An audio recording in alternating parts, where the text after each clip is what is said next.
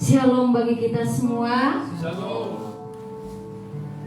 Ibadah kita pada hari ini, hari Minggu 21 Pentakosta 22 Oktober 2023. Dan kita disapa dengan firman Tuhan dengan tema tanggung jawab yang seimbang. Mari Bapak Ibu, saudara-saudara yang terkasih, kita sambut Allah yang Maha Pengasih di dalam hati kita untuk kita persiapkan hati kita bersama-sama memuji memuliakan namanya. Mari kita terlebih dahulu mempersiapkan hati kita dengan saat teduh.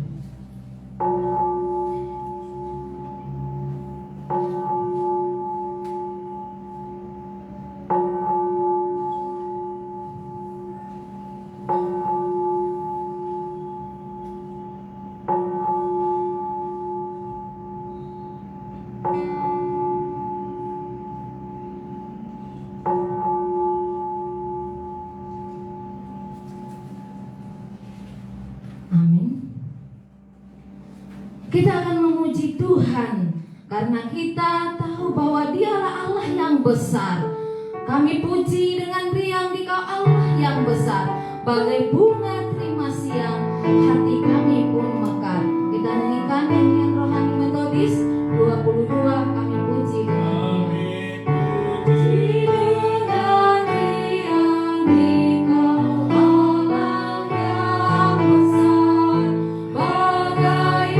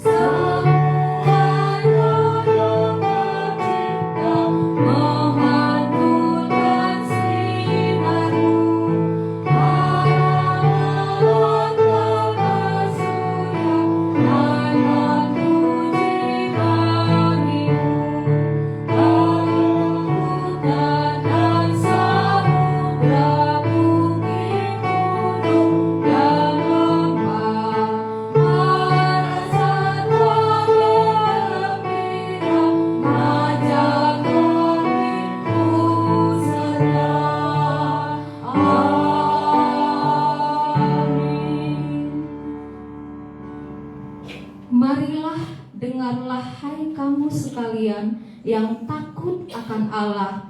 Aku hendak menceritakan apa yang dilakukannya terhadap diriku. Kepadanya aku telah berseru dengan mulutku, kini dengan lidahku aku menyanyikan pujian. Pertolongan kepada kita adalah di dalam nama Tuhan Allah yang menciptakan langit dan bumi, alam semesta dan segala isinya. Turunlah kiranya atas kita sekalian anugerah dari Allah Bapa, Anak dan Roh Kudus. Amin.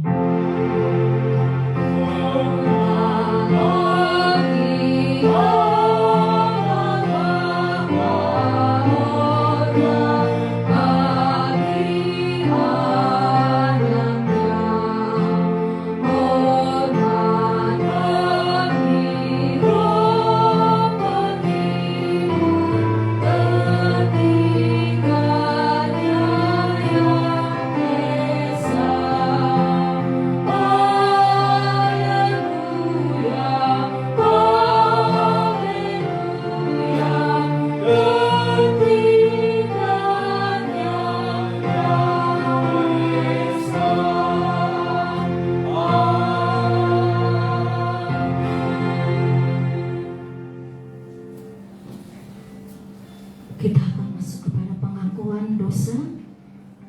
kita adalah orang-orang yang berdosa, namun ada satu nama yang indah, yang mampu, yang berkuasa untuk mengampuni segala dosa-dosa kita, untuk mengampuni segala pelanggaran-pelanggaran kita.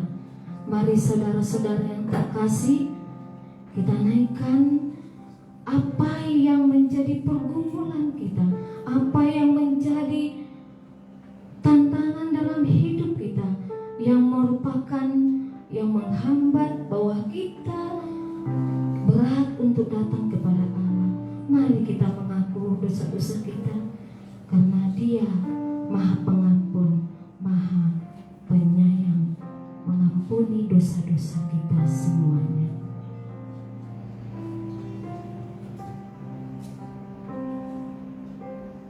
Kita bersama. Bapa kami yang di surga, dengan kasih-Mu Engkau telah menjadikan kami, dan dengan kasih-Mu Engkau telah menjaga kami, dan dengan kasih-Mu Engkau juga hendak menjadikan kami sempurna. Dengan rendah hati kami mengaku bahwa kami acap kali tidak mengasihi-Mu dengan segenap hati, roh, jiwa, dan seluruh tenaga kami. Kami juga kali tidak mengasihi sesama kami manusia, sebagaimana Kristus telah mengasihi kami. Memang Engkau di dalam kami, tetapi nafsu kami telah membuat kami lupa akan kehendak-Mu. Ampunkan kami Bapa, dan tolonglah kami agar kami bertobat dari dosa-dosa kami dan dari hidup kami yang salah itu. Pimpinlah kami dengan Roh-Mu, agar kami dapat berlaku seperti yang Engkau kehendaki, sehingga kami dapat masuk ke dalam kemuliaan yang sempurna daripada ciptaan-Mu, demi Yesus Kristus Tuhan kami. Amin. Sebab kamu telah dibeli dan harganya telah lunas dibayar. Karena itu muliakanlah Allah dengan tubuhmu. Kita berdoa. Bapa kami yang di surga, dikuduskanlah nama-Mu, datanglah kerajaan-Mu, jadilah kehendak-Mu di bumi seperti di surga. Berikanlah kami pada hari ini makanan kami yang secukupnya, dan ampunilah kami akan kesalahan kami, seperti kami juga mengampuni orang yang bersalah kepada kami. Dan janganlah membawa kami ke dalam pencobaan, tetapi lepaskanlah kami daripada yang jahat. Karena Engkau yang punya kerajaan dan kuasa dan kemuliaan sampai selama-lamanya. Amin.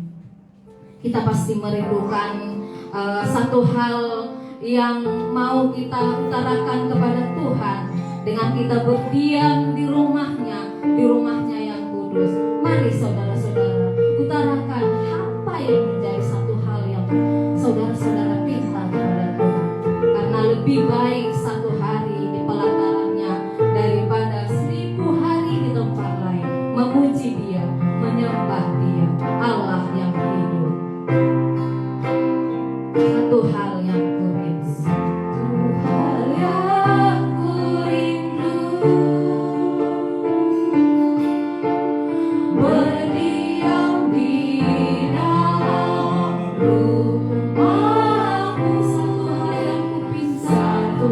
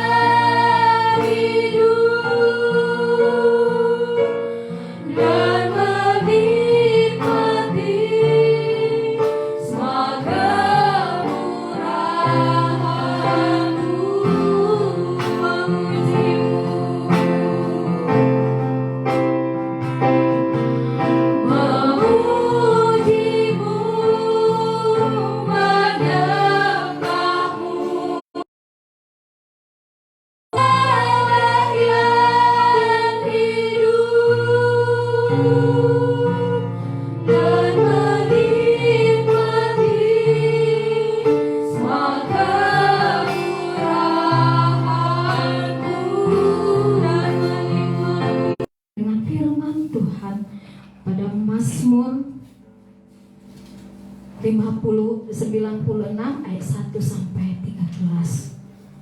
Saya akan membacakan ayat ganjil, saudara-saudara yang terkasih membacakan dengan genap, dan di terakhir kita bersama.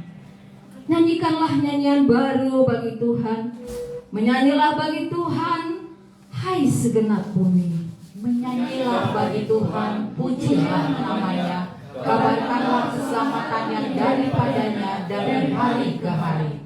Ceritakanlah kemuliaannya di antara bangsa-bangsa, dan perbuatan-perbuatan yang ajaib di antara segala suku bangsa. Sebab Tuhan maha besar dan terpuji sangat, Ia lebih dahsyat daripada segala Allah. Sebab segala Allah bangsa-bangsa adalah hampa, tetapi Tuhanlah yang menjadikan langit. Keagungan dan semarak ada di hadapannya, kekuatan dan kehormatan ada di tempat kudusnya. Kepada Tuhan, hai suku-suku bangsa, kepada Tuhan sajalah kemuliaan dan kekuatan. Berilah kepada Tuhan kemuliaan namanya, bawalah persembahan dan masuklah ke pelatarannya. Sujudlah menyembah kepada Tuhan dengan berhiaskan kekudusan. Gemetarlah di hadapannya, hai segenap bumi. Katakanlah di antara bangsa-bangsa, Tuhan itu Raja, sungguh tegak dunia, tidak goyah. Ia akan mengiring bangsa-bangsa dalam kebenaran. Biarlah langit bersukacita dan bumi bersorak-sorak. Biarlah gemuruh laut serta isinya. Biarlah beria-ria padang dan segala yang di atasnya, maka segala pohon di hutan bersorak-sorai Di hadapan Tuhan, sebab Ia datang untuk menghakimi bumi. Ia akan menghakimi dunia dengan keadilan, dan bangsa-bangsa dengan kesetiaannya.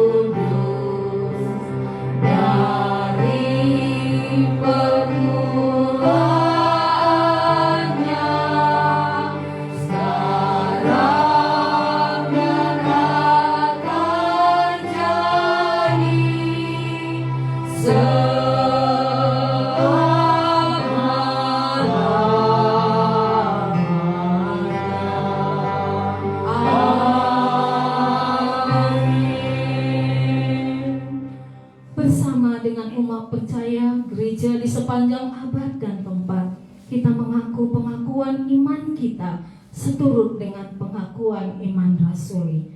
Aku percaya kepada Allah, Bapa yang Maha Kuasa, Khalik langit dan bumi, dan kepada Yesus Kristus, Anaknya yang tunggal Tuhan kita, yang dikandung daripada Roh Kudus, lahir dari anak darah Maria, yang menderita sengsara di bawah pemerintahan Pontius Pilatus, disalibkan, mati dan dikuburkan, turun ke dalam kerajaan maut, pada hari yang ketiga bangkit pula dari antara orang mati, naik ke surga, duduk di sebelah kanan Allah, Bapa yang Maha Kuasa, dan akan datang dari sana untuk menghakimi orang yang hidup dan yang mati. Aku percaya kepada Roh Kudus, gereja yang kudus dan am, persekutuan orang yang kudus, pengampunan dosa, kebangkitan daging, dan hidup yang kekal. Amin.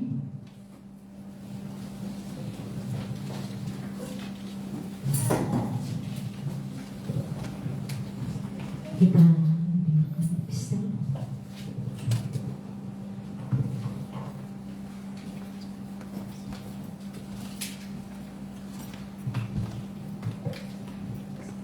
Baik, epistel kita pada pagi hari ini dari 1 Tesalonika pasal 1 ayat 1 sampai 10. Tuhan berkata, dari Paulus, Silvanus dan Timotius kepada jemaat orang-orang Tesalonika di dalam Allah Bapa kita dan di dalam Tuhan Yesus Kristus. Kasih karunia dan damai sejahtera dari Allah Bapa kita dan dari Tuhan Yesus Kristus menyertai kamu. Kami wajib selalu mengucap syukur kepada Allah karena kamu saudara-saudara, dan memang patutlah demikian, karena imanmu makin bertambah dan kasihmu seorang akan yang lain makin kuat di antara kamu. Sehingga dalam jemaat-jemaat Allah kami sendiri bermegah tentang kamu karena ketabahanmu dan imanmu dalam segala penganiayaan dan penindasan yang kamu derita, suatu bukti tentang adilnya penghakiman Allah yang menyatakan bahwa kamu layak menjadi warga kerajaan Allah, kamu yang sekarang menderita karena kerajaan itu. Sebab memang adil bagi Allah untuk membalaskan penindasan kepada mereka yang menindas kamu, dan untuk memberikan kelegaan kepada kamu yang ditindas, dan juga kepada kami pada waktu Tuhan Yesus dari dalam surga menyatakan dirinya bersama-sama dengan malaikat-malaikatnya dalam kuasanya di dalam api yang bernyala-nyala, dan mengadakan pembalasan terhadap mereka yang tidak mau mengenal Allah dan tidak mentaati Injil Yesus Tuhan kita. Mereka ini akan menjalani hukuman kebinasaan selama-lamanya, dijauhkan dari hadirat Tuhan dan dari kemuliaan kekuatannya apabila Ia datang pada hari itu untuk dimuliakan di antara orang-orang kudusnya dan untuk dikagumi oleh semua orang yang percaya, sebab kesaksian yang kami bawa kepadamu telah kamu percayai. Amin.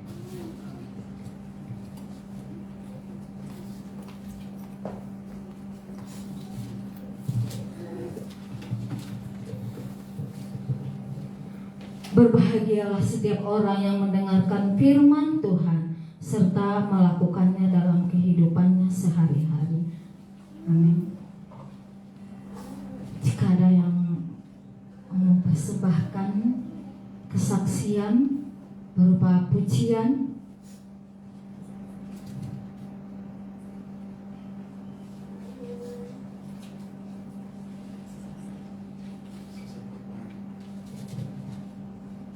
baik, kita akan mendengarkan warta jemaat. Warta jemaat Minggu 22 Oktober 2023, berita sepekan adalah sebagai berikut. Yang pertama, panitia kebaktian. Terima kasih untuk pelayanan daripada Bapak Pendeta James Tamanik dan semua tim pelayan yang bertugas pada hari ini. Kiranya Tuhan selalu memberkati kita, dan terlebih yang bertugas diberkati Tuhan. Terima kasih juga untuk persembahan konsumsi dari yang sudah menyediakan. Dan selanjutnya pelayan dan tata ibadah bisa kita lihat di slide untuk minggu depan, dan kami himbau untuk yang bertugas untuk mempersiapkan dan menghimbau juga agar lebih berdahulu datang mempersiapkan diri pada hari Minggu.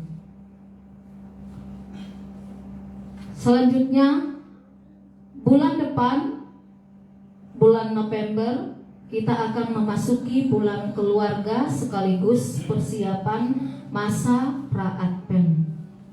Jadi mari kita mempersiapkan hati kita untuk menyambut daripada pra-Advent menuju untuk hari kelahiran Tuhan Yesus pada bulan Desember.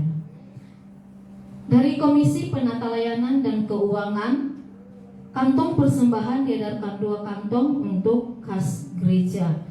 Persembahan ke depan adalah untuk dana pengadaan sewa tempat ibadah. Persembahan minggu ketiga Oktober 2023 dan kehadiran jemaat dapat kita lihat di layar slide.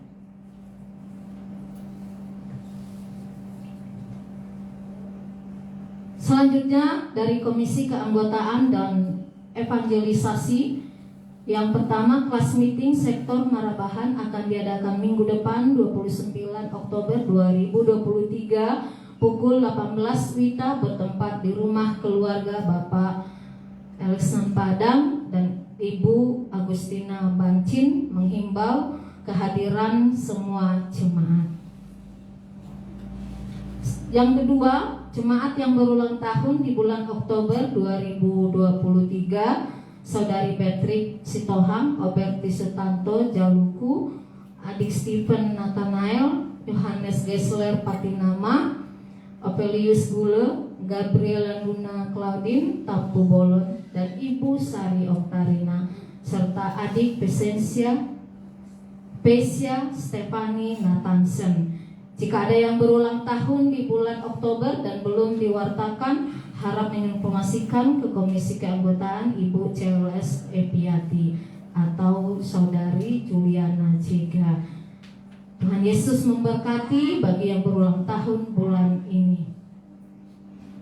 Untuk doa syafaat bisa kita lihat di slide atau di layar slide. Dari Komisi Pendidikan Agama Kristen, kelas katekisasi sidi diadakan setiap minggu setelah ibadah. Dan yang kedua, gemar membaca Alkitab dapat kita lihat di layar slide. Dan juga ada tata ibadah yang sudah disiapkan, boleh dibawa pulang. Selanjutnya dari Komisi P3MI, yang pertama kelas meeting gabungan P3MI diadakan pada hari Kamis 19 Oktober 2023 pukul 19 WITA di Pastori dengan topik perselisihan yang tajam dengan firman Tuhan Kisah Para Rasul pasal 15 ayat 35 sampai 39. Petugas sebagai liturgis Skubet Saplesa, pemimpin kelas meeting Ibu CLS Epiati, pemusik tim musik, mengingatkan kehadiran semua P3MI. Tuhan Yesus memberkati. Yang kedua, persekutuan P3MI pada hari Sabtu 28 Oktober 2022 pukul 19 WITA di Pastori dengan tema sharing pelayanan P3MI oleh Ketua P3MI Distrik 3 dan petugasnya yaitu liturgis Mas Dayanti Gule, pemusik Ober, mengingatkan kepada P3MI kehadiran semua pengurus dan anggota P3MI dan kita jadikan sarana membawa jiwa-jiwa baru kepada Kristus. Yang ketiga, Minggu P3MI dan pelantikan pengurus 2023-2025 oleh Ketua P3MI Distrik 3 Saudari Megauli Raigita akan diadakan pada hari Minggu 29 Oktober 2023, menghimbau kehadiran semua P3MI dan kita jadikan momen ini membawa jiwa-jiwa baru kepada Kristus. Untuk pelayanan gereja kita dari setiap minggu pertama, minggu kedua, ketiga, dan keempat, serta yang kelima bisa kita lihat di layar slide dan ada di situ di ibadah umum, sekolah minggu, katekisasi sidi, sakramen perjamuan kudus, rapat majelis, kelas meeting serentak, kelas meeting sektor Marabahan dan pembinaan pelatihan PI. Itu diadakan juga Selasa, Rabu, Kamis, Jumat, dan Sabtu, mengingatkan kepada kita untuk memperhatikan dan serta ikut terlibat di dalam pelayanan gereja kita. Kiranya Tuhan memberkati kita semua untuk rencana ke depan. Kita serahkan kepada Tuhan, Tuhan yang bekerja dan kita boleh melaksanakannya dengan baik dan yang terbaik bagi Tuhan. Tuhan Yesus memberkati. Saudara-saudara yang terkasih, sebelum kita masuk kepada doa syafaat, mari kita naikkan pujian bagi Tuhan, bahwa Dialah yang Maha Tahu dan Dialah yang Maha menilai apa yang ada di dalam hati kita. Tak ada yang tersembunyi bagi Dia. Dari ujung kaki kita sampai ujung rambut kita, Dia yang menciptakan. Mari saudara-saudara katakan, selidiki aku, lihat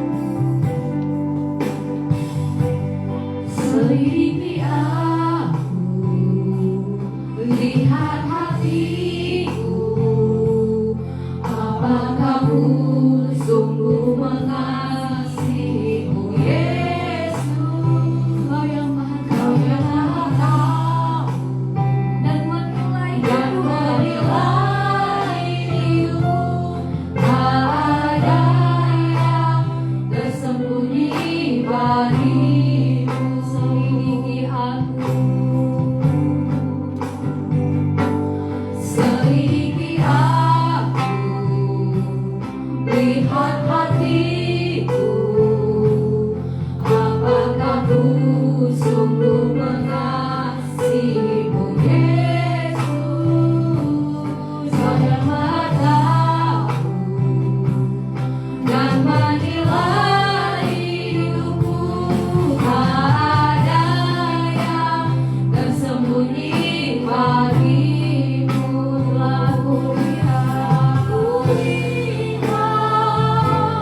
kebaikanmu yang tak pernah habis di hidupku.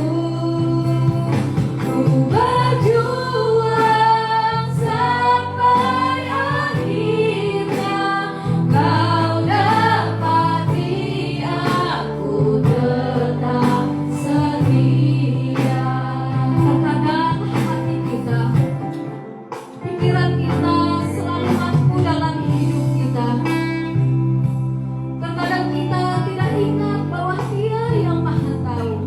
Mari saudara-saudara, berikan hati kita untuk diselidiki Allah, bahwa apakah kita sudah layak di hadapannya, apakah hati kita sudah sepenuhnya untuk Allah. Mari saudara-saudara, katakan dalam hati kita, undang Tuhan Yesus, Roh Kudusnya sebagai penolong, agar kita layak di hadapan, layak mengasihinya yang terlebih dahulu mengasihi kita. Kita katakan, selidiki aku, lihat hatiku. Selidiki aku, lihat hatiku, apakah ku sungguh mengasihimu Yesus. Saya tahu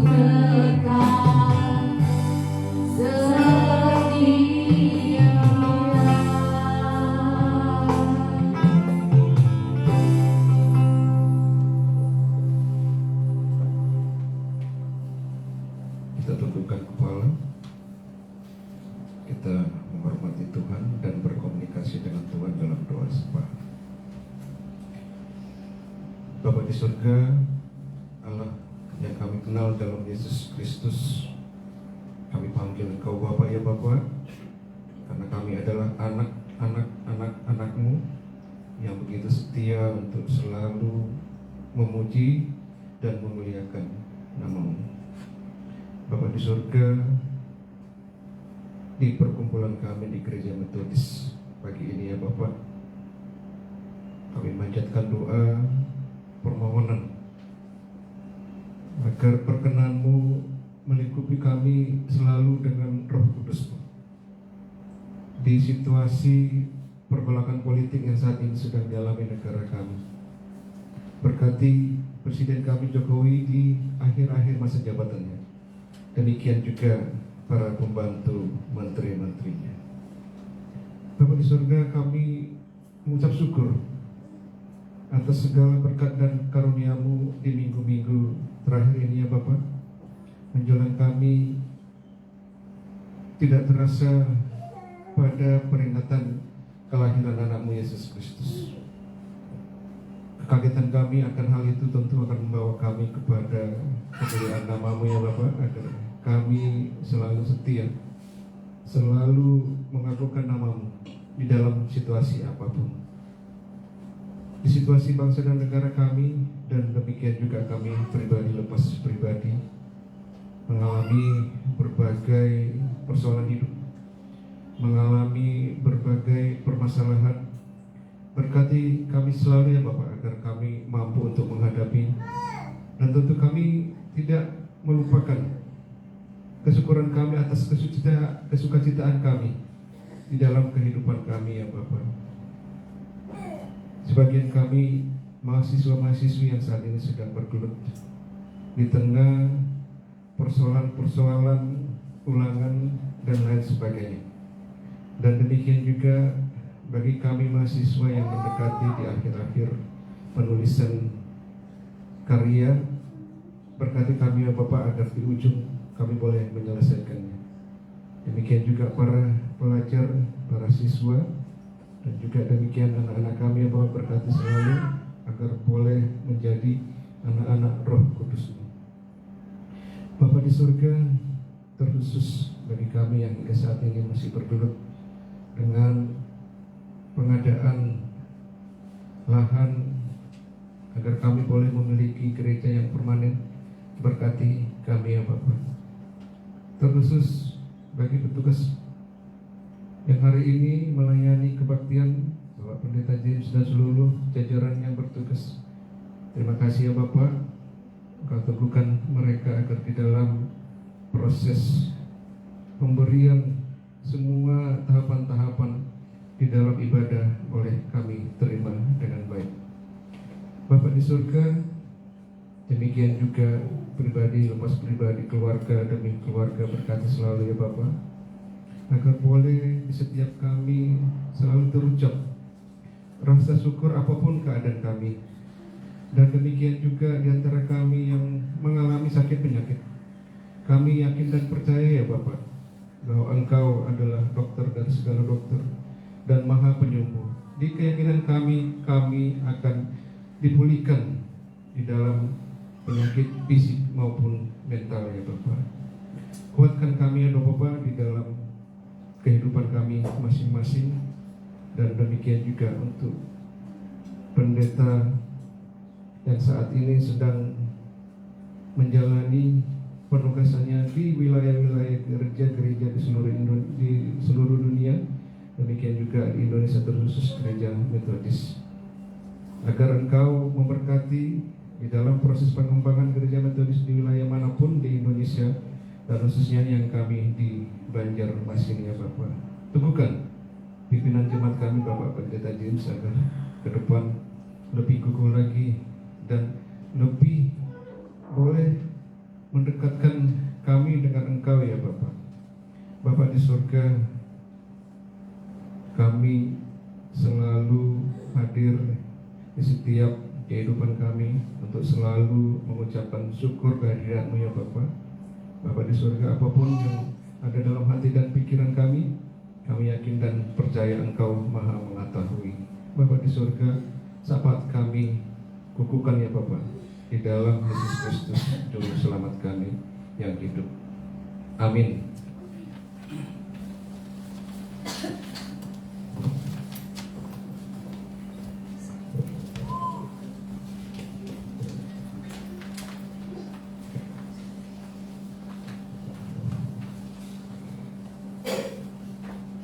Tibalah saatnya kita akan mendengarkan daripada firman Tuhan.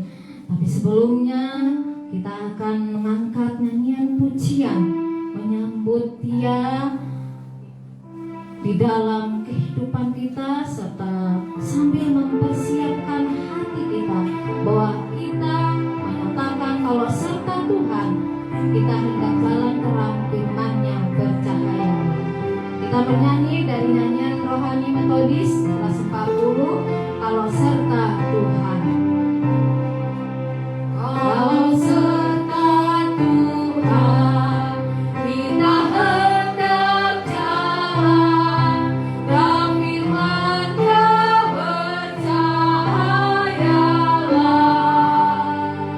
Kalau kita patuh Tuhan serta selalu, asa kita harap dan turun, harap turun, hanya satu jalan, berharapkan Yesus, berharap dan turun. Tiada bayang bangkit, tiada awan lagi, tiada bayang bangkit, tiada awan lagi, terus bercahayalah mentari, tiada bintang takut, tiada tersuyung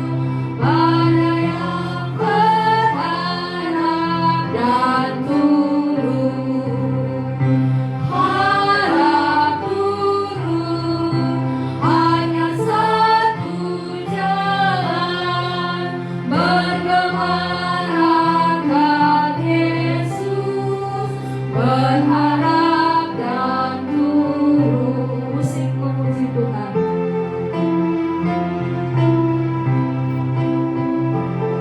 Mengundang saudara-saudara bangkit berdiri.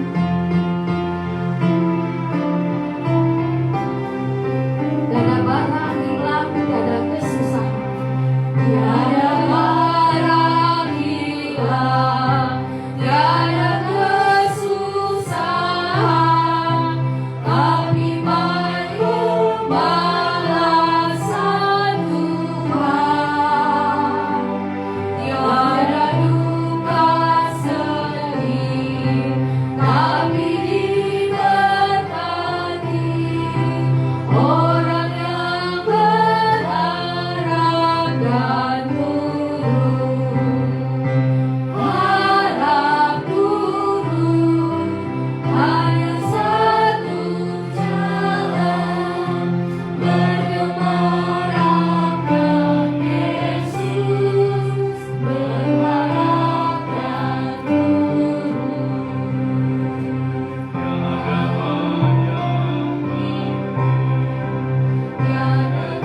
kesusahan, tapi baik pembalasan Tuhan. Tiada duka sedih, tapi diberkati orang yang berharap dan turun, harap turun, hanya satu jalan, bergemarkan Yesus, berharap dan turun.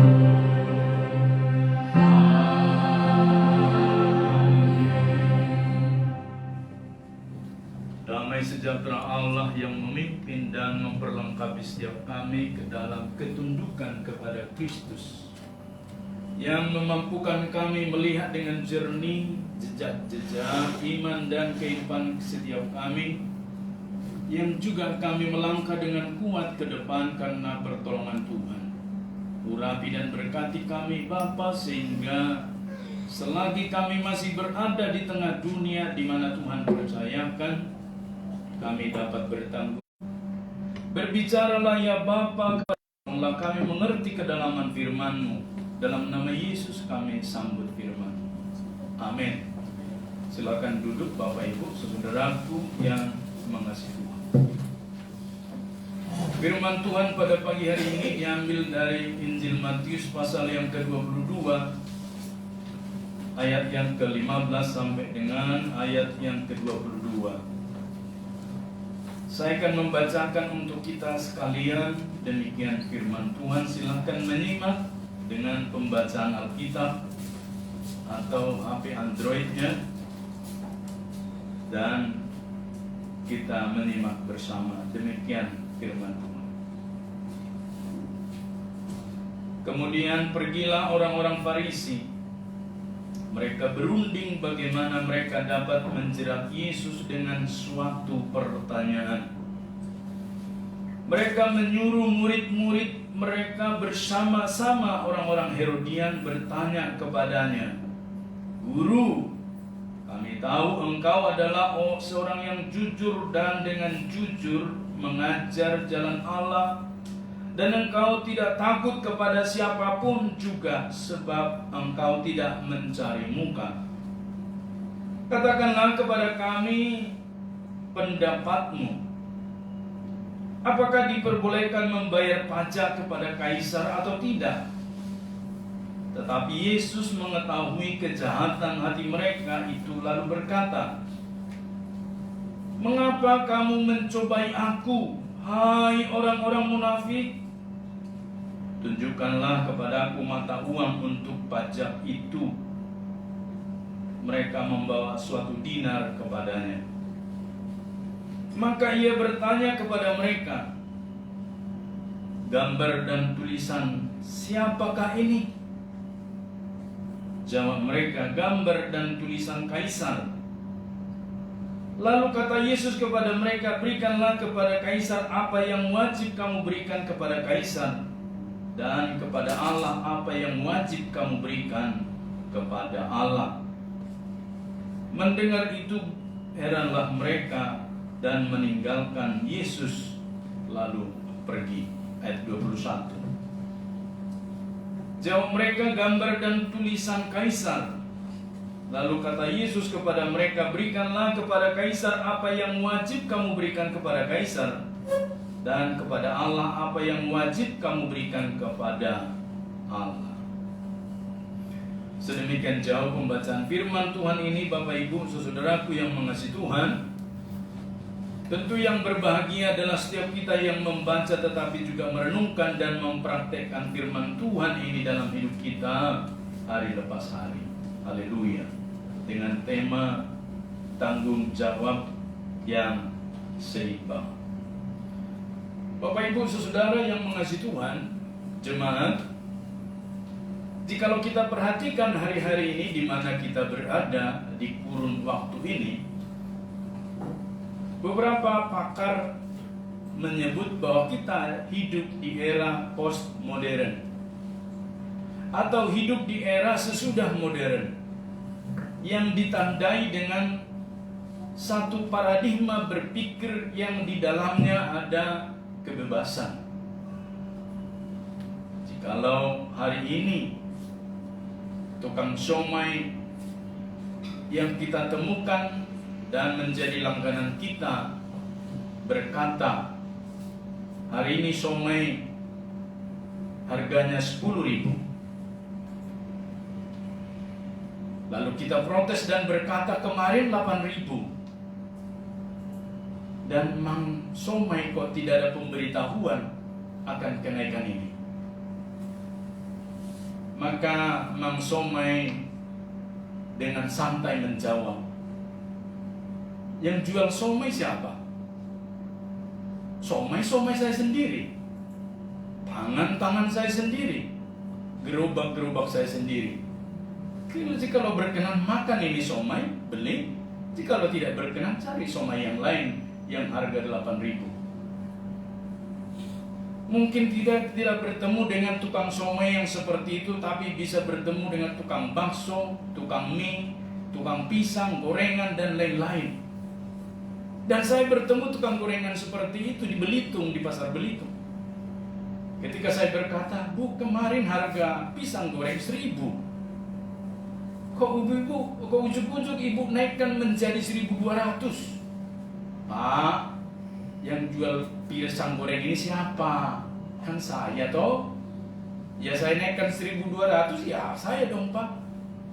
Saya langsung berpikir, inilah yang disebut dengan pikiran postmodern. Tidak ada lagi satu norma yang mengikat kita dan membuat persepakatan-persepakatan. Dan Bapak Ibu saudaraku, tanda-tanda itu juga bukan dalam kehidupan semata-mata kita temukan dalam aktivitas sehari-hari, tetapi juga kita temukan dalam kehidupan beragama. Jikalau kemarin-kemarin dosen itu berkata begini, kemudian besok berkata begitu, dan di dalam asumsi dosen itu berkata, "Kan saya dosenmu," maka itu sebenarnya spirit postmodern telah menyengat dosen itu. Itulah sebabnya tidak pernah ada kesalahan pada mahasiswa, dan tidak ada kesalahan pada karyawan, pada manajer, tapi selalu pada karyawanlah kesalahan itu. Itulah sebabnya Bapak Ibu saudaraku yang mengasihi Tuhan, di hampir semua sektor kehidupan kita terjadi yang begitu. Maka jikalau kita sepakat dan memperhatikan kehidupan beragama, agama apapun hari-hari ini ada namanya yang disebut dengan spirit keagamaan yang menonjol dalam simbol-simbol.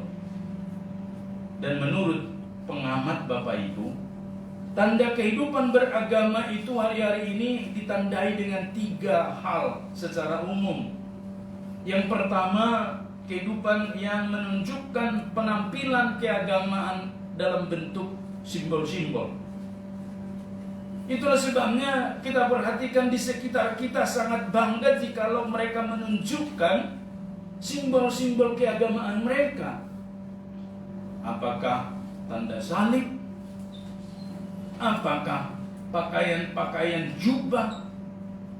Apakah model-model pakai toa yang mengganggu ketertiban umum, yang berseru paling minimal 3-5 kali sehari, belum acara-acara di tengah minggu, dan belum lagi ketika mengokupasi jalan, mereka mendemonstrasikan ibadah di sana seolah-olah itulah ibadah yang benar, yang lain itu salah dan pantas untuk dibasmi.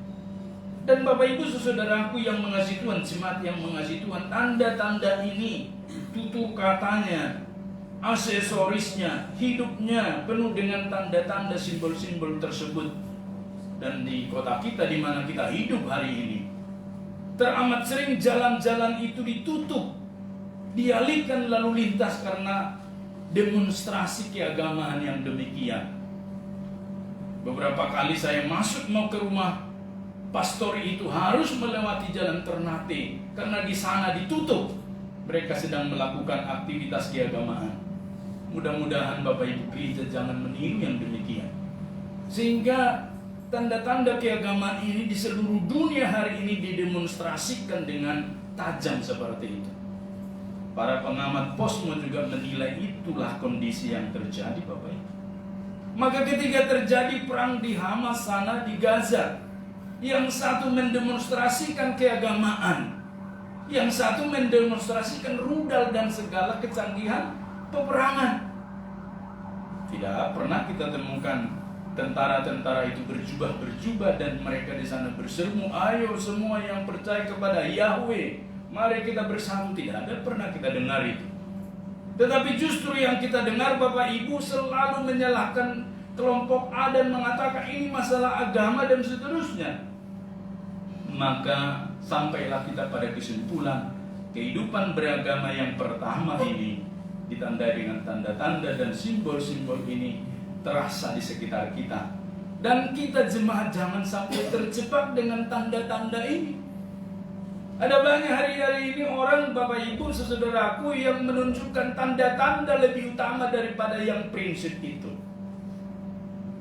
Saya kadang-kadang berpikir juga, mengapa pendeta harus berjubah? Kenapa harus ada salib? Kenapa harus ada ini dan itu?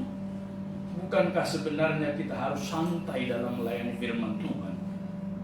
Tetapi itulah aturan-aturan yang pernah dirumuskan dan kita pun menjadi ikut di dalamnya. Tetapi sesungguhnya kalau kita perhatikan, simbol-simbol itu sebetulnya tidak terasa begitu penting.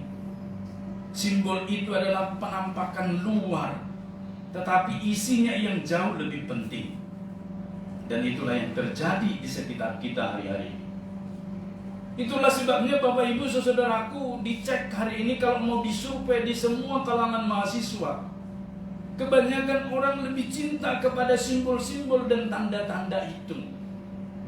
Maka kalau ditanya apa agamamu, dia akan jelaskan. Tetapi bagaimana engkau menghidupi keagamaanmu itu menjadi persoalan lain, rumit dan pelik. Karena ada mahasiswa ketika ditanya siapa Yesus bagimu, dia tidak bisa jelaskan. Di Alkitab sih disebut dia Tuhan mati dan di kayu salib. Lalu hubungannya dengan saudara apa? Tidak ada hubungan. Spontan dia menjawab seperti itu. Sejak kapan menjadi orang Kristen? Ya sejak dari kakek-kakek saya. Lah, dari kakek-kakek tetapi tidak mengerti siapa Yesus baginya. Berarti tong kosong nyaring bunyinya, Bapak Ibu. Itu keagamaan yang pertama. Keagamaan yang kedua, Bapak Ibu saudaraku, kita temukan di mana kita berada hari ini, yaitu hidup keagamaan yang disebutkan disaring oleh logika berpikir kita. Logika berpikir itu dikedepankan mana yang masuk akal, mana yang tidak. Seolah-olah ini tepat, Bapak Ibu. Seolah-olah mereka ini berpikir pemikiran itu lebih logis dan pantas diterima, dan menjadi raja dan penguasa tunggal dalam hidup seseorang. Padahal sebenarnya logika berpikir itu sedikit saja kesenggol yang disebut dengan tekanan darah tinggi dan seterusnya dapat menjadi stroke dan kemudian tidak bisa berpikir lagi. Gosong itu otak, tidak bisa digunakan lagi. Berarti Bapak Ibu saudaraku, logika berpikir itu tidak jauh melampaui kedaulatan Tuhan Allah. Tetapi kita perhatikan hari-hari ini kehidupan beragama begitulah yang sering ditampilkan orang dengan menonjolkan rasionalitas pikiran mereka. Ini dapat diterima, ini tidak dapat diterima, ini masuk akal maka boleh kita gunakan, yang tidak masuk akal buang semua. Maka ujuk-ujuk Bapak Ibu tidak ada ruang lagi di sana yang disebut dengan penyembahan dalam roh dan kebenaran. Tidak ada lagi ruang Bapak Ibu untuk berkontemplasi dengan Tuhan, merenungkan keberadaan Tuhan Bapak Ibu. Sebab yang diterima hanya yang masuk akal. Sebab yang diterima yang berkaitan dengan rasionalitas pikiran manusia. Dan di kalangan orang-orang terpelajar mengemuka dan menonjol yang disebut dengan konsep agnostisisme, yaitu paham di mana orang-orang telah diracuni melihat keagamaan dengan apa yang masuk akal. Maka kesimpulannya Bapak Ibu, ketika dia membaca Alkitab ini, maka 3/4 ini tidak masuk akal, yang 1/4 masuk akal. Apalagi dia ketika bertemu dengan kitab Imamat, dia berpikir itu aturan-aturan yang tidak masuk akal. Ada kurban-kurban disebutkan di sana, 7 jenis kurban-kurban. Untuk apa ini? Pemborosan, memotong kambing, domba, sapi dan seterusnya. Yang kita makan kan cuma 1/4 kilo. Untuk apa kita potong banyak-banyak dan memberikan kepada orang lain? Pemborosan. Maka tidak masuk akal, dicoret. Bapak Ibu saudaraku, khususnya para mahasiswa jangan sampai terjebak pada bagian ini. Agnostisisme itu bukan saja hanya milik orang-orang percaya dalam pengertian orang-orang Kristen, tetapi juga perhatikan Bapak Ibu, di sekitar kita juga ada begitu banyak orang-orang yang seperti itu. Agnostisisme itu paham yang menyaring akan adanya Tuhan di dalam realitas kehidupannya. Dia saring. Bukankah ini terbalik, Bapak Ibu? Manusia yang fana dan berdosa menyaring Tuhan Allah yang berdaulat, yang kekal. Ciptaan menyaring penciptanya. Bukankah ini terbalik, Bapak Ibu? Dan kehidupan seperti ini bukan saja terjadi di kota-kota besar metropolitan, tetapi juga sampai ke kampung-kampung. Dan ketika kita mensurvei di kampung-kampung, dan dalam beberapa percakapan-percakapan saya di Pegunungan Meratus, yang tidak pernah sekolah loh Bapak Ibu, ketika saya bertanya, menurut mbah, kakek, bagaimana dengan Alkitab kita ini? Saya mau sharing firman Tuhan dengan dia. Tapi dia berkata, saya melihat firman Tuhan itu, khususnya Alkitab itu, banyak yang tidak layak dipercaya, Pak. Lah maksudnya, di situ berjalan di atas air. Ini 5.000. Belum pernah saya lihat, Pak, orang diberi makan 5.000. Keterbatasan rasional pikirannya membuat dia mengerti firman secara sempit. Tetapi sebaliknya banyak orang yang mampu berpikir luas tetapi juga melihat Alkitab secara sempit. Karena kembali kepada spirit itu, hati tidak dikedepankan dan menjadi keseimbangan di dalam kehidupannya. Dan yang diutamakan adalah pikiran masuk akal. Kondisi seperti ini ada di sekitar kita banyak sekali, Bapak Ibu. Pendeta Stephen Tong pernah menyoroti ini sebagai agnostisisme yang merusak ke dalam gereja. Dan berkata ketika orang-orang datang ke gereja bersekutu, beribadah dan bertanya apa yang kita dapat dari gereja. Ini sebenarnya sudah konsep rasionalitas berpikir. Sudah agnostisisme, meragukan kedaulatan Tuhan dan menyaring firman Tuhan sesuai dengan dirinya dan apa yang menjadi kebutuhan. Sebenarnya Bapak Ibu, semua firman Tuhan ini dapat kita terima dengan utuh. Sebenarnya firman Tuhan ini menjadi bagian yang mutlak di dalam kehidupan kita, terlepas kondisi kita seperti apapun. Itulah sebabnya Bapak Ibu saudaraku, ketika di dalam kehidupan kita bergereja, kita selalu bertanya, apa yang kita dapat dari gereja Metodis? Apa yang kita dapat dari persekutuan P3MI, P2MI, PWMI, sekolah minggu? Apa yang kita dapat dari menjadi pengurus? Ini spirit agnostisisme sudah di depan pintu rumah kita. Hati-hati. Sebab jikalau kita memahami bahwa gereja itu adalah rumah Allah, ketika Tuhan berkata, build my home, bangunlah rumahku, artinya Bapak Ibu, setiap kita adalah rumah Tuhan Allah. Maka tidak ada tempat bagi kita untuk memikirkan hal-hal yang menyaring firman Tuhan. Itulah sebabnya secara bahaya laten yang terus-menerus datang dari bawah adalah agnostisisme. Saya beberapa waktu yang lalu bertemu dengan aktivis gereja dari Jakarta dan kami antar ke Meratus dengan Pendeta Erwin. Ketika mereka melayani di sana, apa yang mereka lakukan kepada anak-anak SMP itu? Mereka berkata, Bapak Ibu, pikirkanlah firman Tuhan ini menurut logika kalian. Jangan sampai kita tidak mengerti firman Tuhan secara logika. Saya sebenarnya menolak, Bapak Ibu. Ketika saya belajar teologi reform, betul, ada kedaulatan pikiran. Tetapi ketika saya belajar pemikiran John Wesley, itulah yang menjadi Bapak gereja kita. Ada ruang di dalam diri kita yang tidak bisa diurai dengan berpikir saja. Ada ruang di dalam hidup kita yang bisa diurai dengan penyembahan dalam roh dan kebenaran. Itulah sebabnya Bapak Ibu Saudaraku, logika kita harus jalan, tetapi juga yang disebut dengan hati kita, roh dan jiwa kita juga harus bertumbuh seimbang. Maka hari ini sesuai dengan tema kita pada bagian ini, tanggung jawab yang harus seimbang. Maka pilihan ketiga dalam kehidupan beragama itu, Bapak Ibu, seperti dikemukakan oleh beberapa orang yang menjadi tokoh gereja pada abad ke-21 ini. Dikatakan Bapak Ibu bahwa kehidupan beragama yang diproses dari logika berpikir itu tidak akan bertahan lama. Kehidupan beragama yang diproses dengan simbol-simbol saja juga akan gugur dengan sendirinya. Coba perhatikan Bapak Ibu. Dulu pakai jas, bukankah sepatunya pantopel Bapak Ibu? Tetapi lihat sekarang pakai jas, sepatunya sepatu kets. Dan ketika kita lihat tampilan mereka juga sesuatu yang elegan.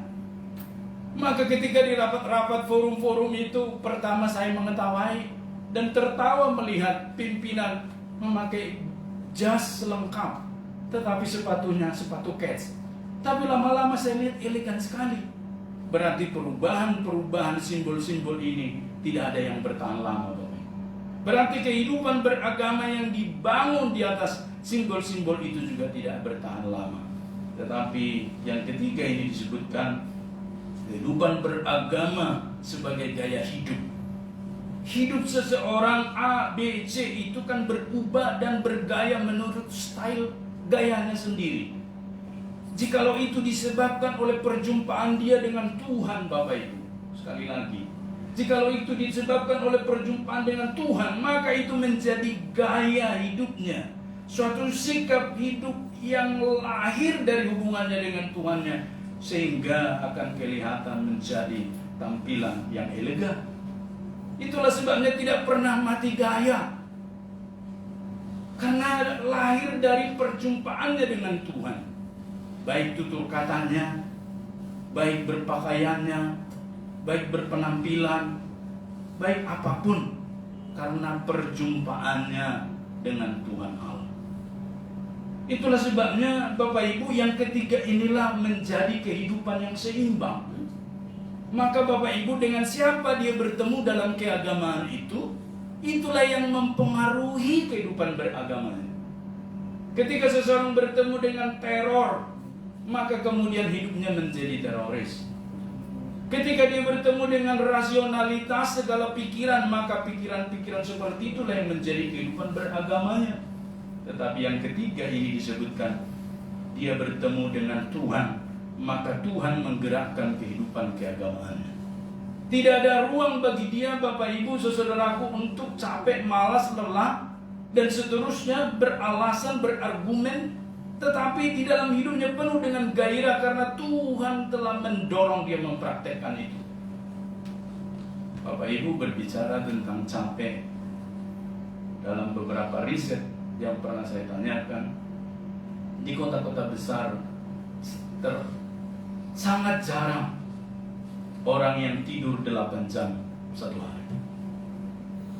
Rata-rata tidur orang di kota-kota besar itu antara 4 jam sampai 6 jam. Betul nggak Bapak Ibu? Maka Bapak Ibu, ketika orang tidur 4 jam sampai 6 jam, hanya satu yang terbersit di dalam pikirannya, yaitu untuk istirahat dari kelelahan. Tetapi ternyata Bapak Ibu, kelelahan itu bisa digantikan jikalau ada satu spirit perjumpaannya dengan Tuhan, atau keyakinannya yang membuat dia mengatasi kelelahan itu. Itulah sebabnya di dalam beberapa survei kita temukan kenapa seorang prajurit sanggup berjaga di pos monyet itu minimal 4 jam. Karena dia mengingat komandannya, karena dia mengingat sumpahnya, karena dia mengingat kesetiaannya, karena mengingat pendidikan yang dilaluinya teramat-amat sangat sulit dan memprihatinkan. Maka dia sanggup berjaga-jaga. Demikian dengan kita Bapak Ibu di dalam Tuhan. Jikalau kehidupan kita digerakkan oleh Tuhan, maka kita akan menemukan kehidupan yang seimbang, seperti dalam nas yang kita baca tadi dalam firman Tuhan ini.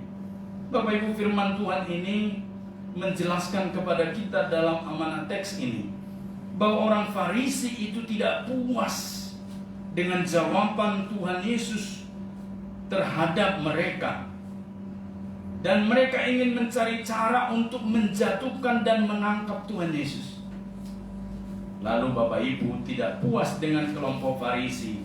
Mereka mencari cara untuk menjatuhkan Yesus dari kelompok lain yang disebut dengan Herodian. Herodian ini Bapak Ibu adalah pengikut Herodes, orang yang fanatik. Bapak Ibu, Herodian ini mereka lebih taat kepada Raja Herodes atau Kaisar Romawi daripada mengikuti segala panggilan beribadah di Bait Allah. Saya ulangi Bapak Ibu, orang-orang Herodian yang dimaksudkan di dalam ayat yang ke-16 ini, kehidupan beragama pada masa Tuhan Yesus dari orang Yahudi yang lebih fanatik kepada Raja Herodes atau Kaisar Romawi daripada mengikuti panggilan beribadah dan segala peribadahan keagamaan Yahudi di Bait Allah.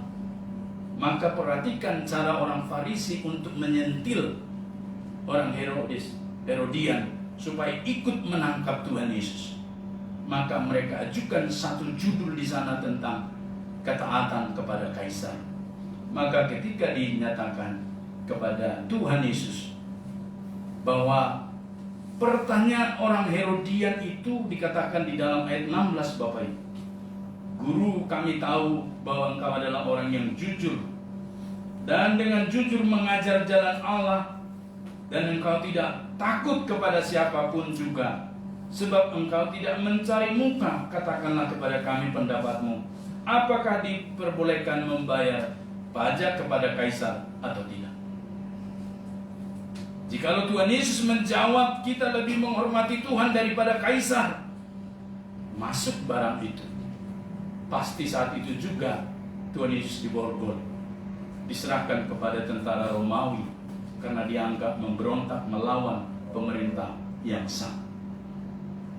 Tetapi kalau Tuhan Yesus menjawab boleh, berarti seolah-olah pemerintah Romawi lebih tinggi daripada pemerintahan Allah. Dan seolah-olah taat kepada Kaisar itu lebih utama daripada taat kepada Bait Allah. Maka dia memenangkan Herodian dan Herodes dan mengalahkan Farisi. Tetapi Tuhan Yesus di dalam amanat teks ini memberikan jawaban yang bijak. Dikatakan dalam ayat 19, tunjukkanlah kepadaku mata uang untuk pajak itu. Mereka membawa suatu dinar kepadanya, mata uang yang berlaku di Kekaisaran Romawi pada waktu itu, termasuk di Timur Tengah yang merupakan jajahan pemerintahan Romawi. Maka ia bertanya kepada mereka, gambar dan tulisan siapakah ini? Jawab mereka, gambar dan tulisan Kaisar. Lalu kata Yesus kepada mereka, berikanlah kepada Kaisar apa yang wajib kamu berikan kepada Kaisar. Berhenti bukan? Berikanlah kepada Kaisar. Tetapi dikatakan juga, dan kepada Allah apa yang wajib kamu berikan kepada Allah. Berarti berbicara tentang keseimbangan di sini dalam kehidupan keagamaan seseorang. Dituntun Tuhan Yesus supaya mengerti bahwa ada yang diminta tanggung jawab kepada Tuhan, tetapi ada juga yang diminta tanggung jawab kepada di mana kita berpijak, yaitu aturan dan hukum-hukum dunia. Maka Bapak Ibu Saudaraku, ketika kita berada di satu negara, kita harus taat kepada aturan di situ. Maka ketika kita berada dengan status percaya kepada Tuhan, maka kita harus mengikuti aturan hukum-hukum yang berlaku terhadap firman Tuhan itu. Dan di dalam kitab Roma pasal yang ke-13 disebutkan juga di sana relevansi daripada nas ini, patuh kepada pemerintah. Berarti Tuhan tidak mengajarkan kita melanggar, melawan pemerintah yang sah. Berarti Tuhan juga mengajarkan kita keteraturan di tengah dunia ini sebagai bagian daripada turunnya shalom kepada setiap kita. Maka Bapak Ibu, kata-kata atau segala yang berkaitan dengan keimanan kita tidak pernah itu menjadi senjata untuk melawan Tuhan. Belum pernah kita temukan ketika seseorang mau membunuh, dia akan berkata, haleluya, lalu dia tusuk orang itu. Atau ketika dia mau merampok, puji Tuhan, dia jambret. Atau ketika dia mau melanggar, dia naikkan puji syukur, dia bacakan Mazmur 1, Tuhan adalah gembalaku, takkan kekurangan aku, lalu dia menjamret. Belum pernah kita temukan hal-hal seperti itu. Tetapi di fakta-fakta di sebelah kita selalu tekbir, dikatakan Bapak Ibu. Lalu mereka sepakat mengatakan itu. Lalu mereka menghujani yang mau dihakimi itu dengan kata-kata ayat-ayat mereka. Ketika mereka menutup rumah ibadah orang Kristen, mereka berkata juga tekbir. Apa yang mau ditekbir Bapak Ibu? Bukankah seharusnya kata-kata itu untuk memuja dan memuliakan Allah dan orang lain menjadi berkat? Maka ketika kita berkata haleluya, orang lain bangkit semangatnya untuk datang kepada Tuhan. Amin. Tapi ketika kita ingin memanipulasi, kita berkata Tuhan Yesus memang baik. Lah, kok Tuhan Yesus baik, kita sudah mempunyai niat yang jahat. Dan itu tidak pernah kita temukan di dalam pengajaran-pengajaran Alkitab. Oleh karena itu, Bapak Ibu, saudaraku, pada bagian ini dengan teks yang seperti itu mengajarkan kita pada pagi hari ini belajar dari Herodian. Apa yang Tuhan inginkan kita belajar dari Herodian ini? Ayat 16 tadi. Yaitu suatu golongan orang Yahudi pada masa Tuhan Yesus yang menjadi pengikut Herodes yang begitu fanatik, baik di dalam hal politik dan agama, atau keduanya. Tuhan Yesus mengajarkan tentang tanggung jawab yang seimbang. Jadi terhadap orang Herodian ini Tuhan Yesus menuntun kita orang percaya, murid-muridnya pada masa itu dan kita pada masa sekarang, supaya mengerti tanggung jawab yang seimbang. Pertama, dalam hidup manusia ada tanggung jawab kepada Tuhan sebagai pencipta dan ada tanggung jawab kepada manusia sebagai ciptaan. Herodian mengutamakan tanggung jawab hanya kepada Herodes dan Kaisar Romawi. Tentu salah. Kita tidak boleh memberhalakan pemimpin dunia dan tidak boleh membuat statusnya seimbang dan sama dengan Tuhan. Karena ada orang Bapak Ibu, ya, khususnya mau menjelang kampanye ini, hati-hati. Ketika ada acara-acara, tapi selalu jatuh pada hari Minggu. Ketika mereka lakukan itu pada hari Minggu, itu dia pengikut rombongan yang mana? Jalan santai. Ada nanti door prize-nya. Sehingga banyak orang Kristen yang percaya Tuhan terjebak. Lalu kemudian dia tidak beribadah. Berarti sebenarnya tidak seimbang. Oleh karena itu kita belajar dari orang Herodian. Bangga sebagai pengikut raja, oke. Tapi ketika tiba hari Sabat, ya berhari Sabat. Ketika tiba segala sesuatu yang berkaitan dengan tuntutan di hari Sabat dan bait suci pada waktu itu, lakukan. Membayar pajak kepada Kaisar, yes mereka. Teladan, panutan. Tapi bea bait suci dia tidak persembahkan. Keliru bukan? Tapi juga jangan sebaliknya. Pajak kendaraan bermotor kita on time membayar, tetapi ketika tiba saatnya persembahan kepada Tuhan, maaf ya saya nggak punya. Ini keliru. Itu yang dikritik Tuhan dari orang-orang Herodian. Untuk Kaisar, untuk Raja Herodes, mereka lakukan, praktekkan sebesar-besarnya. Tapi giliran ke bait suci tidak mereka lakukan. Sangat berbeda dengan orang Farisi. Jadi mereka ini orang-orang yang bertolak belakang. Orang Farisi itu untuk dan demi bait Allah itu dipraktekkan, dilakukan segala sesuatu. Maka mereka buat jubah mereka. Film The Passion of the Christ itu atribut orang Farisi itu. Ada topinya, ada jubah-jubahnya.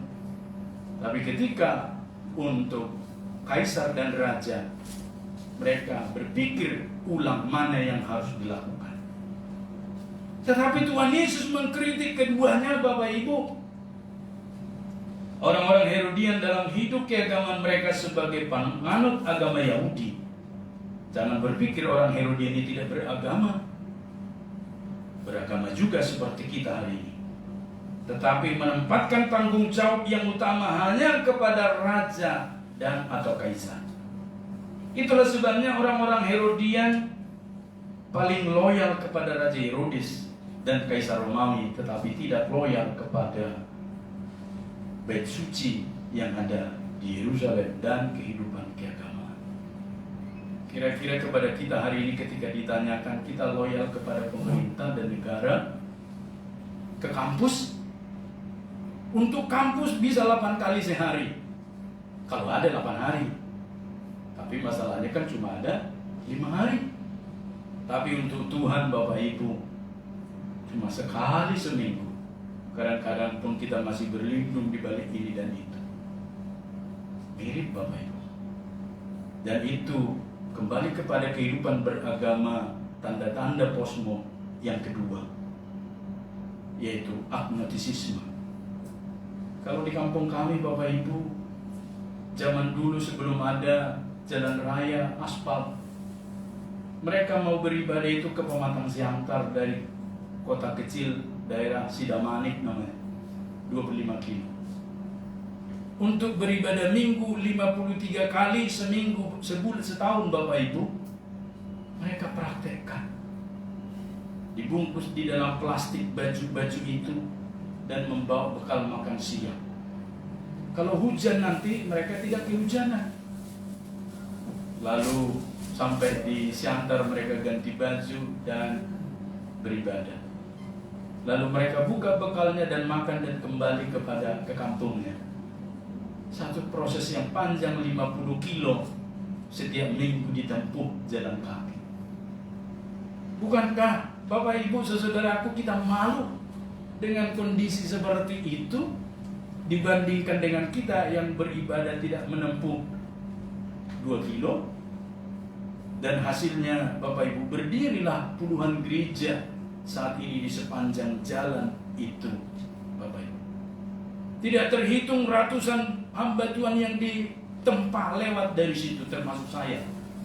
Tidak terhitung beberapa ratus profesor keluar dari sana oleh karena pencerahan Injil itu. Berarti di dalam pengorbanan itu ada buah yang manis di depan yang akan dipetik. Maka hari-hari ini jikalau kita tidak terbiasa dengan pengorbanan dan perjuangan seperti apa Bapak Ibu yang akan kita petik ke depan? Bukankah ketika kita menanam ada yang akan kita harapkan kita tuai? Tapi jikalau kita tidak menabur apa-apa, maka kita akan menerima angin dan badai saja di dalam perjalanan hidup kita ke depan. Itulah sebabnya pada bagian ini Tuhan Yesus mengkritik orang-orang Herodian ini. Maka kabar gembiranya, Farisi masih ada, mazhab itu, tapi Herodian sudah tidak ada hari ini. Berarti Bapak Ibu yang kekal itu adalah mereka yang memberikan satu tanda yang baik kepada Tuhan dan sesama sebagai satu keseimbangan. Dan Bapak Ibu yang kedua, Tuhan Yesus mengkategorikan hidup yang ekstrim, yang tidak seimbang tersebut dengan kejahatan. Ternyata Tuhan Yesus tidak berpihak kepada orang Farisi, ayat yang ke-15, tetapi juga tidak berpihak kepada orang Herodian. Tetapi Yesus menyebutkan persepakatan mereka sebagai kejahatan. Maka Bapak Ibu Saudara mengajarkan kita hari ini bahwa persepakatan atau tindakan apapun yang tidak berkenan kepada Tuhan, maka itu menjadi satu persepakatan yang tidak dikehendaki Tuhan dan menjadi satu kejahatan di hadapan Tuhan. Orang yang taat kepada kaisar atau negara Tetapi tidak taat kepada Tuhan sebagai penciptanya adalah juga pelanggaran di hadapan Tuhan. Tuhan memberikan hak hidup termasuk oksigen untuk dihirup secara gratis, tetapi tidak taat kepada pemberi hidup itu, maka dipandang Tuhan sebagai kejahatan. Kejahatan itu sama dengan dosa, pelanggaran. Maka hari-hari ini Bapak Ibu, teramat-amat banyak orang tidak mengucap syukur Tuhan berikan oksigen. Teramat-amat banyak orang tidak menikmati anugerah ketika Tuhan memberikan matahari dan sinarnya.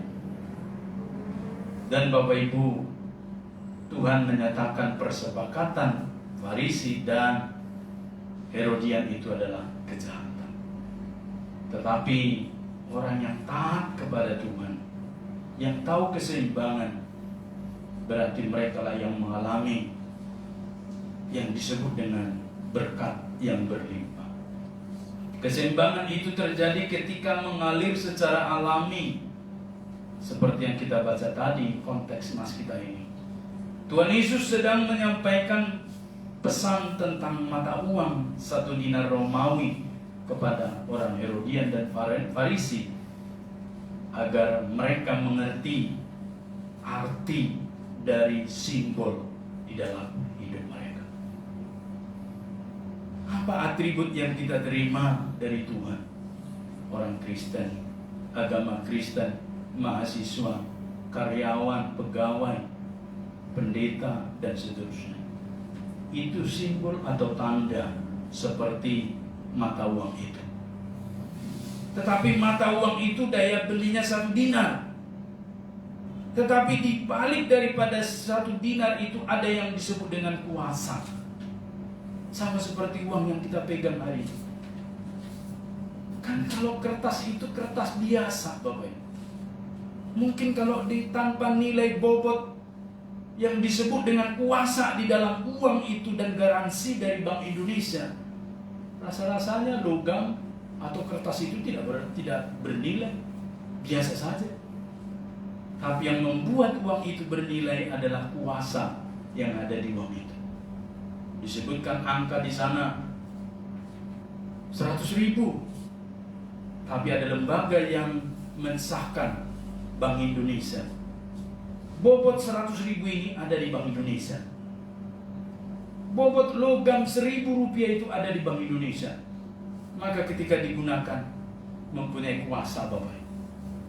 Tuhan menyatakan kehidupan keagamaan kita dengan apa yang ada atribut-atribut ini, di baliknya itu ada kuasa, Bapak.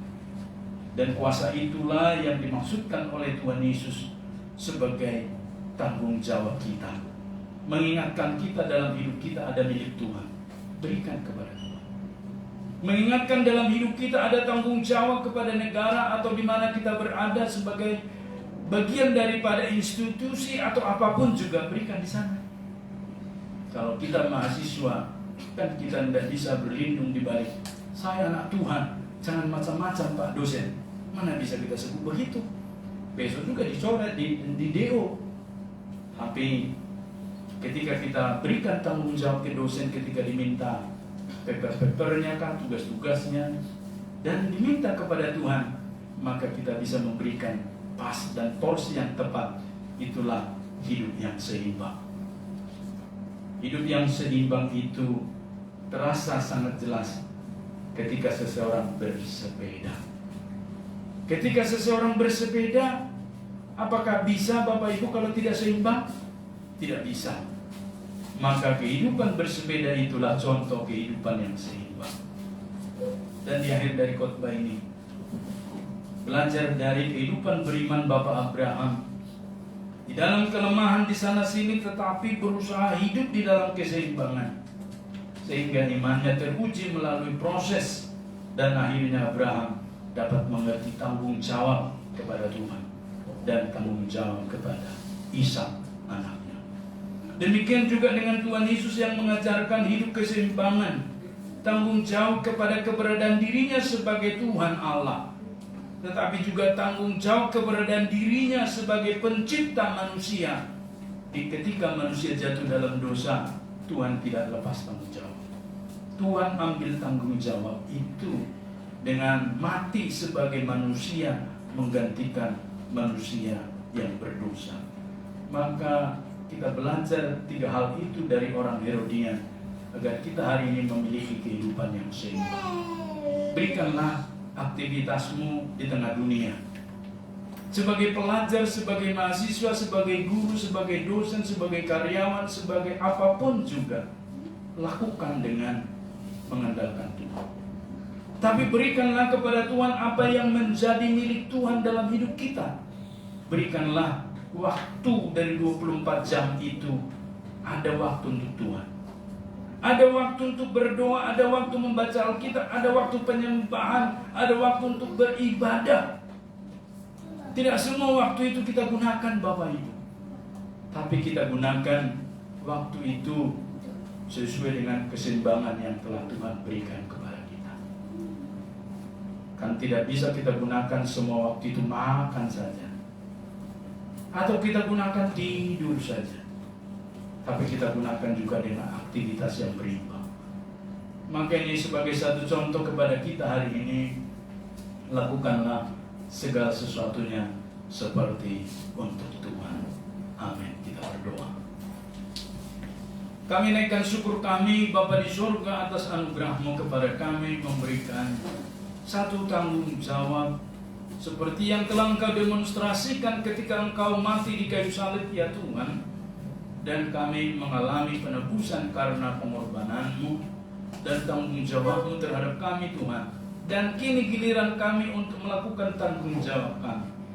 Ketika kami terpanggil sebagai pelayan, ketika kami terpanggil sebagai majelis, dan ketika kami terpanggil sebagai orang percaya, kami mau mendemonstrasikan panggilan itu dengan seimbang dan hidup di tengah dunia, melakukan aktivitas keberadaan kami dengan seimbang pula.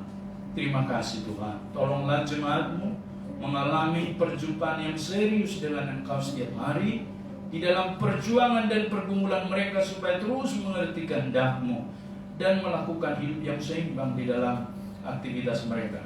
Tolong dan urapi ya Bapa, kami menyerahkan semua dalam tangan kuasa pemeliharaan Tuhan. Dalam nama Yesus kami berdoa, kami mengucap syukur. Amin.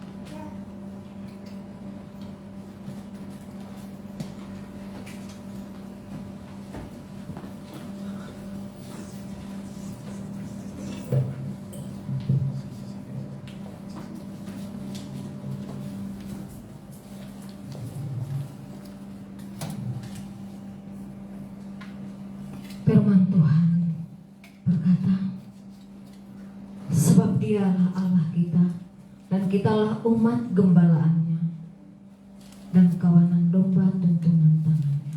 Pada hari ini sekiranya kamu mendengar suaranya, janganlah keraskan hatimu seperti di Meribah, seperti pada hari di masa di padang gurun.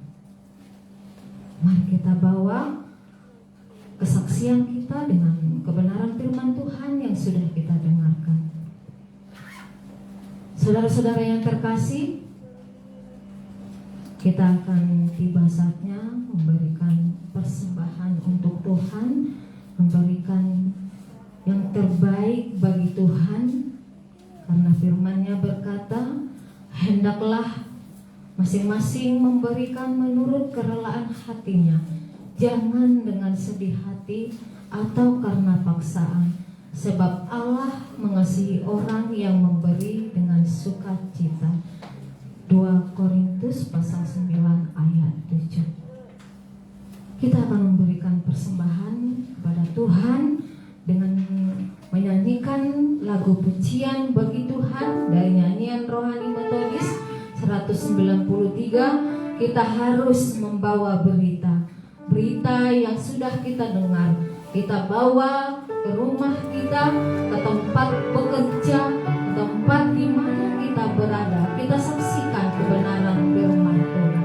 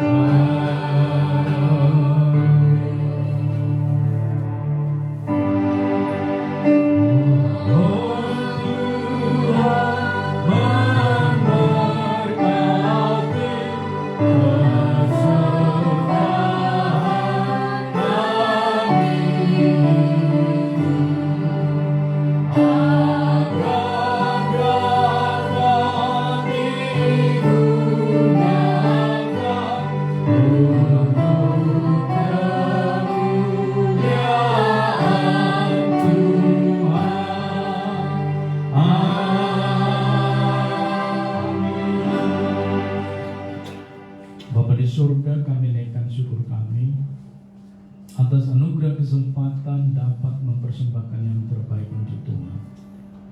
Sebab kami tahu Bapa, di luar sana banyak orang yang rindu mempersembahkan yang terbaik kepada Engkau ya Tuhan, tapi mereka tidak menemukan cara dan jalannya.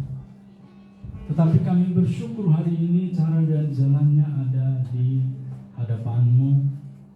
Sarana anugerah yang Kau sediakan kepada umat dan gereja-Mu melalui persembahan di gereja, agar tercukupi segala kebutuhan dan keperluan gereja dalam operasionalnya. Kami menyerahkan dan mempertaruhkan semua persembahan ini digunakan untuk kemajuan pelayanan gereja Geni Manuel Banjarmasin.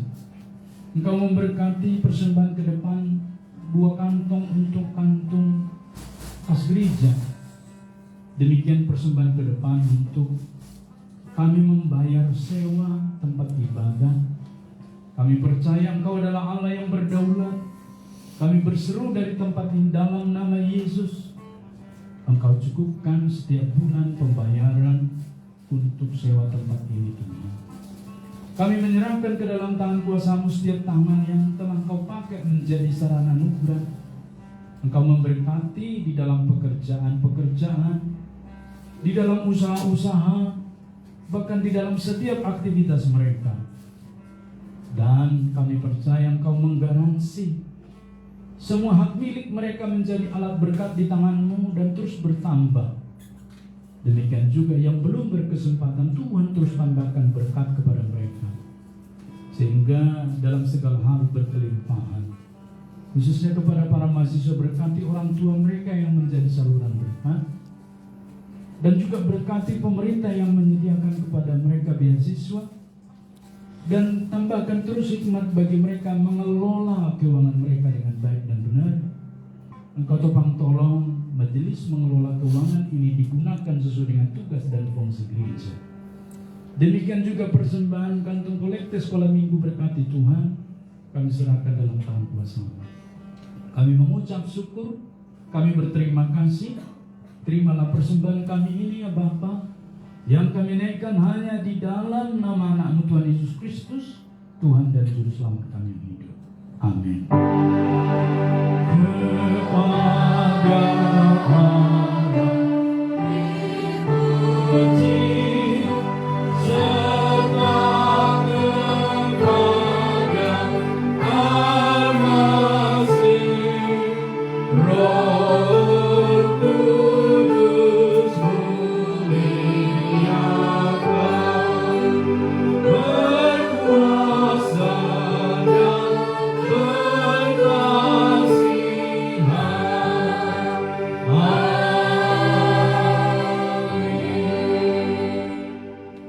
Jemaat yang mengasihi Tuhan, pulanglah dan terimalah berkat Tuhan.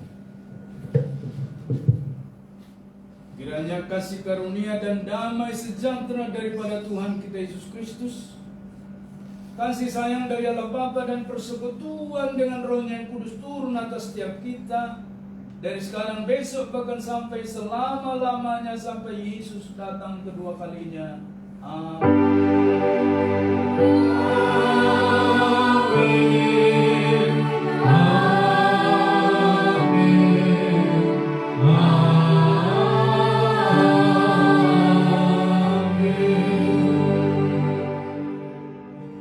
Saat teduh silakan duduk. Tuhan memberkati ibadah kita selesai.